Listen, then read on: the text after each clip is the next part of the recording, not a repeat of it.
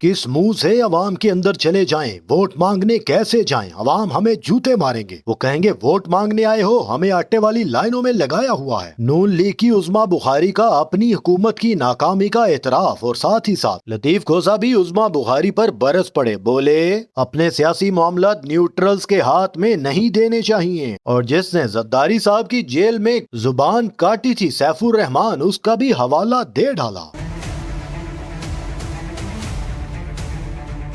जैसा कि आप जानते हैं, हुकूमत महंगाई मार्च के नाम पर जगह जगह इमरान खान के दौरे हुकूमत में निकलकर एहतजाज करती थी। कांपे टांग रही हैं वाला एहतजाज, फजलुर रहमान वाला एहतजाज, मरियम नवाज वाला लॉन्ग मार्च, हमजा शहबाज जिसमें उनके साथ होते थे। शहबाज कहते थे अगर अपना मुस्तकबिल महफूज करना है हमारा साथ दो, हमें हुकूमत में ले आओ, हर तरफ बहार आ जाएगी, शहद दूध की नहरें बह जाएंगी। इसमें इमरान खान की हुकूमत उल्टाते साथ ही बिलावल ने आते पार्लियामेंट में मुस्कुराते हुए कहा था वेलकम बैक टू पुराना पाकिस्तान। और मरियम नवाज ने भी हुकूमत हाथ में आते साथ ही खुशी से झूम कर बड़े जलसे में जोशो जज्बे के साथ ऊंची आवाज में पुकार कर कहा था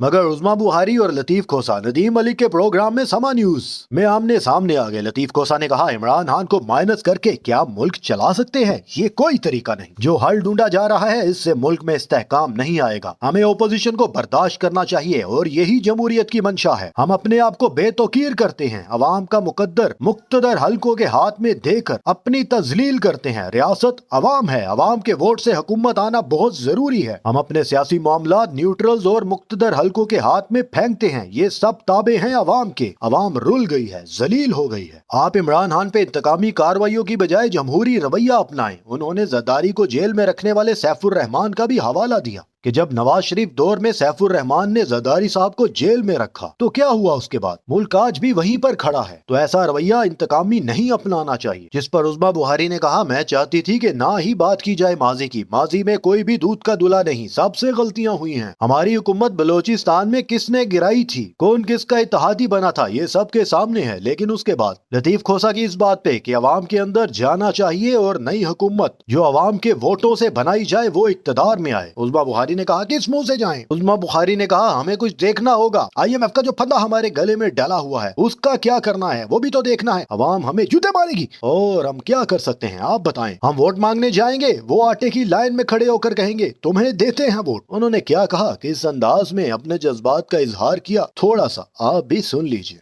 और किसी को ये समझ में नहीं आ रहा कि इस वक्त पाकिस्तान के मसाइल जो है उसको हल करना इंपॉर्टेंट है। गरीब आदमी को ये कहोगे चलो लाइन में लग के वोट डालो, वो आपको जूते मारेगा।